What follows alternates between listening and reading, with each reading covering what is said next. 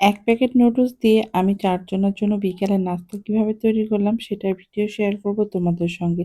যদি জানতে চাও তাহলে পুরো ভিডিওটা দেখে আমাদের সঙ্গেই থাকবে। আসসালামু আলাইকুম এভরিওয়ান, কেমন আছেন সবাই? আলহামদুলিল্লাহ আমরাও ভালো আছি। তো আমি যেহেতু তোমাদের সঙ্গে বিভিন্ন ধরনের ভিডিও শেয়ার করি, তো রান্নার ভিডিও বেশি শেয়ার করা হয়। আর যখন বাহিরে যাই তখন সেই ভিডিওগুলো শেয়ার করি। তো ভিডিওটা সকাল থেকেই শুরু করলাম।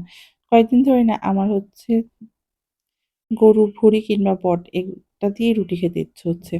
তো কালকে রাত্রে আমি ভেবে রেখেছিলাম সকালে আমি গরুর ভুঁড়ি রান্না করব, তারপরে আমি রুটি খাবো। তো এইখানে এই যে আমি সব ধরনের মসলা আগে থেকে বের করে রেখেছিলাম। তারপরে ভুঁড়ি রান্নার জন্য সবকিছু এই যে গুছিয়ে নিয়েছিলাম। আর এখানে হচ্ছে মসলাটা কষানো হয়ে গিয়েছে। তারপর হচ্ছে আমি এই যে ভুঁড়িটা দিয়ে দিলাম। দিয়ে খুব ভালো করে নাড়াচাড়া করে বেশ কিছুক্ষণ হচ্ছে ঢাকা দিয়ে ভুঁড়িটাকে রান্না করে নিব। আর ভুড়িতে তো আমি আলু ইউজ করি। তো সেই আলুটা ওই যে দিয়ে দিয়েছিলাম। দিয়ে আমি আরো ভালো করে কষিয়ে খুব মজা করে ভুড়িটাকে রান্না করে নিয়েছি। তো এই যে আমার ভুড়িটা হচ্ছে রান্না প্রায় শেষ। এবার আমি খাবো। তো আগে হচ্ছে আমি যে রুটি সেঁকে রেখেছিলাম, আমার ভুড়িটা রান্না হয়ে গিয়েছে। এবার হচ্ছে খাচ্ছিলাম। আর এত ভালো লাগছিল সকাল, সকাল শীতের ভিতরে গরম ভুড়ি আর গরম রুটি খেতে অনেক মজা লাগছিল। তো এই খাবারটা কে, কে পছন্দ করেন অবশ্যই কমেন্ট করবেন।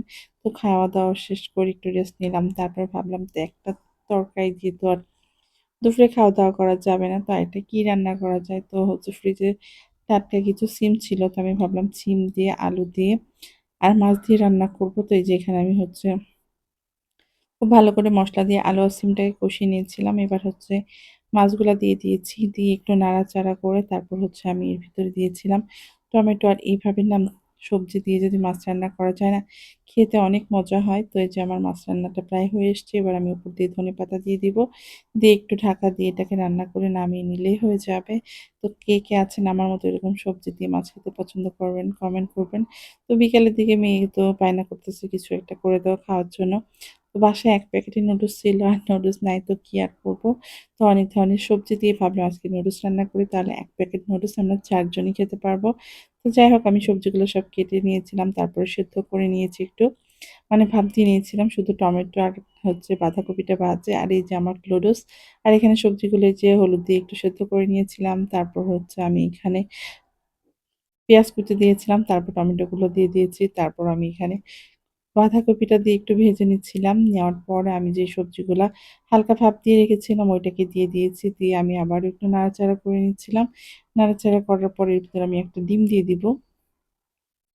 তো এই যে ডিমটাও দেওয়া হয়ে গিয়েছে। তারপর আমি আরও খুব ভালো করে নাড়াচাড়া করে এর ভিতরে যে আমার নুডলসটা দিয়ে দিয়েছি। আর এটা হচ্ছে সবকিছু একসাথে ভালোভাবে মিশিয়ে নিয়ে তারপর হচ্ছে আমি এখানে লুডুসের মসলাটা দিয়েছিলাম। তো এভাবে সবজি দিয়ে লুডুস রান্না করে দেখেন। ১ প্যাকেট লুডুস অনেকখানি হয়ে গিয়েছে মনে হচ্ছে। ২-৩ প্যাকেট লুডুস রান্না করেছিলাম। আর আমরা হচ্ছে ৪ জন অনেক মজা করে নুডুসটা খেয়েছিলাম। তো আজকের ভিডিওটা কেমন হয়েছে সবাই কমেন্ট করে জানাবেন। আর সবাই ভালো থাকবেন, সুস্থ থাকবেন। আজকে এই পর্যন্তই। তো আমার এই ভিডিওটা যদি পছন্দ হয় অবশ্যই রান্না করে দেখতে পারেন।